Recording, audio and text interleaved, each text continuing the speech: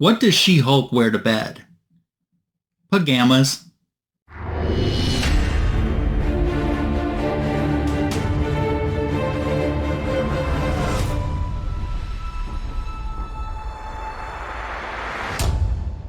Welcome to Comic Book Editions Volume 262.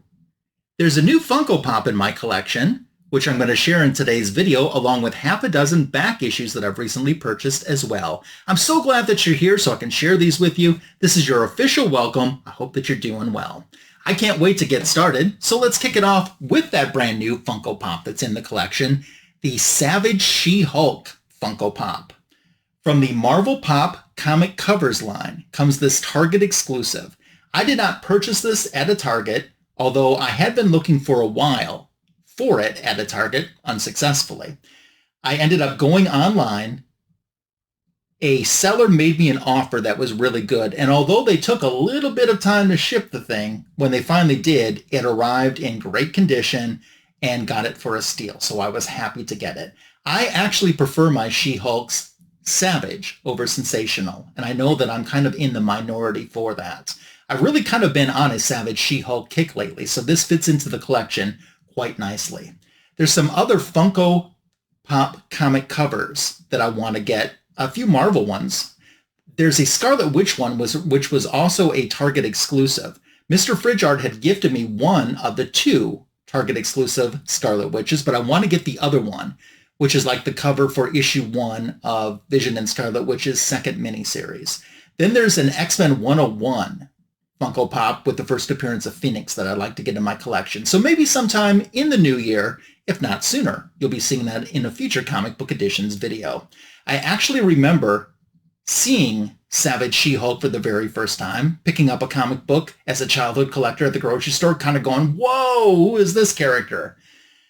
Marvel did a swift and quick introduction to her because the TV show was considering doing an episode where there would be a female Hulk, and had they done that, they would have owned the rights to the character. So Marvel didn't want that to happen and swiftly rushed a Savage She-Hulk comic book into the marketplace, which I enjoyed, and even as a childhood collector for a brief time period had my own subscription to Savage She-Hulk. Now you know. Turning to some of the comic books that I have for you today, we have Peter Parker's Spectacular Spider-Man Volume 1, issue number 98. This is from 1984. I've been trying to collect the first 126 issues of Volume 1, and the reason that I decided to stop at 126 is because that's where my original childhood collection of Peter Parker's Spectacular Spider-Man comic books stopped. So I kind of just wanted to fill in the run and not expand beyond that. Al Milgrom did the cover and was the writer for this story. Herb Trimpe did the interior artwork. We get the first appearance of the Spot in this comic book. The Spot is a scientist who works for the Kingpin, who had been doing some research on Cloak and Dagger, and ends up becoming the Spot. That happens in this issue. Peter Parker knows he's having some problems with Felicia Hardy, the Black Cat, in their relationship. He needs to know where her powers come from. He finds out they come from the Kingpin. He knows that's not a good thing. And he's like, look, we've got to go talk to the Kingpin. And she's like, why do we have to do that? And he's like, we got to talk to the Kingpin. They don't do it in this issue, but this is the beginning of the split of the two of them breaking up as a couple. So I have a lot of comic books of Peter Parker's Spectacular Spider-Man, so there weren't many left to fill in the gaps on my list, but I'm happy to checkmark this one off of the list, as well as the next issue, issue number 99. Also 1984, also same creative team, Al Milgrom cover and writer, Herb Trimpe interior artist. So in here, Spider-Man and Black Cat go to meet Kingpin and see if Black Cat's debt has been paid back, as she believes it has been. And, you know, Spider-Man's like, there's always a catch with the Kingpin. And the scientist who in the previous issue became Spot is learning to hone his power. He's like, oh, Spider-Man is a great test for me to see how powerful I am. And he kind of hands Spider-Man his butt, to be quite honest with you. So that's the basis of this story as well. I keep thinking that I only have one more issue to fill in this run, but that's not true. I do need issue 101, which is that fantastic negative space cover by John Byrne with Spider-Man in the black suit, and he's kind of swinging through the city. I do need that one, and I know that's a little bit more expensive one, but I always forget that I also need annuals number 1 and number 2. So getting those 3 issues would pretty much fill in where I want to go on my Peter Parker Spectacular Spider-Man run collecting. So here's hoping that that will happen in 2026. Another run that I'm working on is the Supergirl headlining run from Adventure Comics.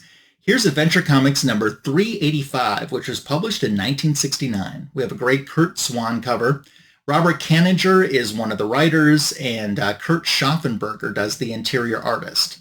In our first story, there's a daughter of a rocket expert who's posing as Supergirl's sister in this ruse to try to get Supergirl to make coal into diamonds. That's her ultimate goal, which Supergirl does, and then when she discovers that she's been played, she gets rid of that problem.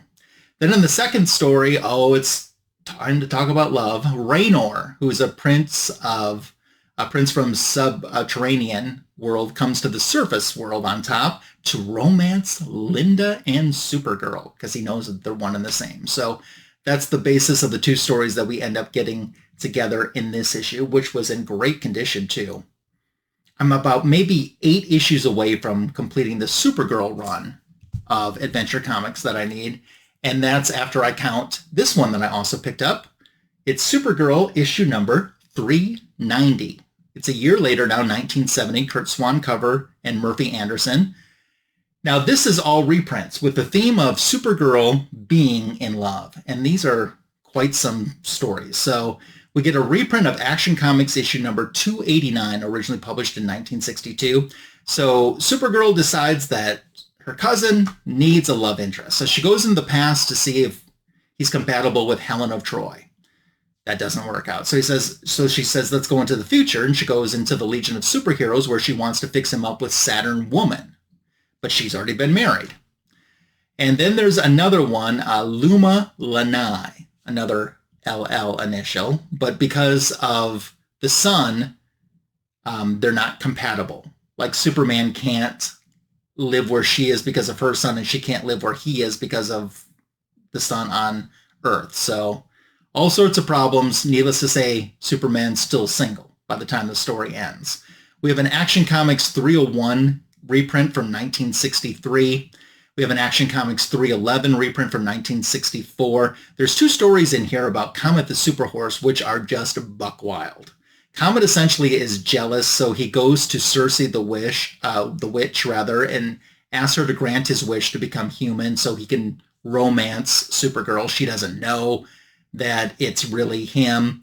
And another story is portraying this character, Bronco Bill, and Supergirl ends up in trouble with kryptonite, and only he, as the horse, Comet, could save her, so he goes back and rescinds his wish so he can end up saving Supergirl, and she never knows what happens to this guy that she was digging, which was really Comet in human form. So, like I said, buck wild. Buck wild, buck wild, buck wild story. But another one to cross off the list.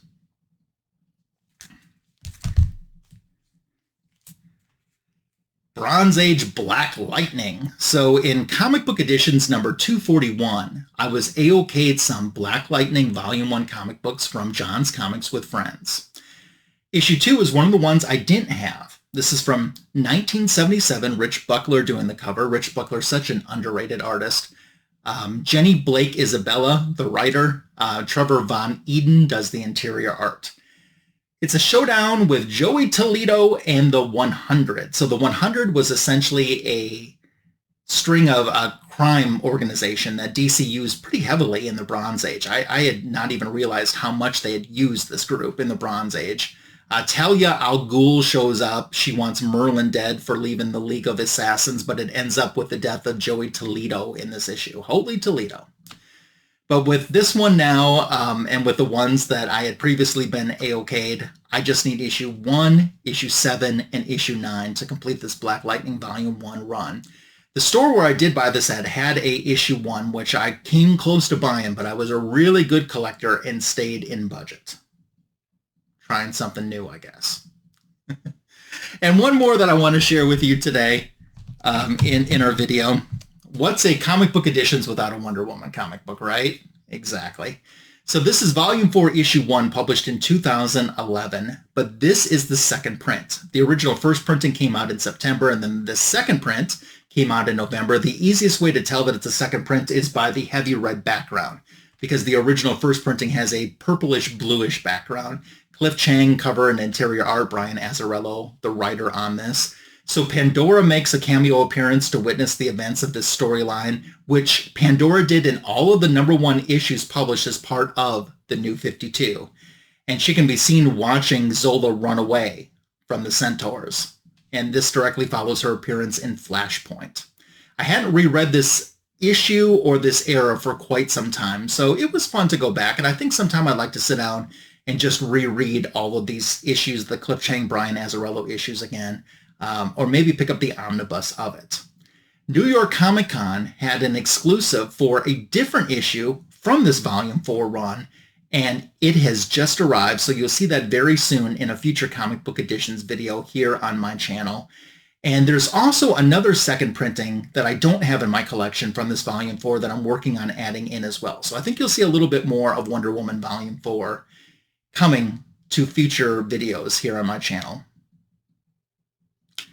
Yesterday on my channel, I dropped the back issue of the week YouTube short, and it's about Nightcrawler. Nightcrawler, a favorite X-Men, had his own 4-issue miniseries by his creator, and Dave Cockrum.